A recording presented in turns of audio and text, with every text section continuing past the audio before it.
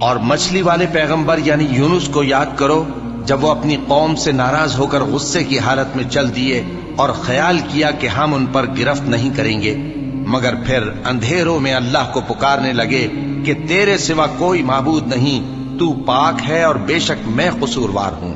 تو ہم نے ان کی دعا قبول کر لی اور ان کو غم سے نجات بخشی، اور ایمان والوں کو ہم اسی طرح نجات دیا کرتے ہیں۔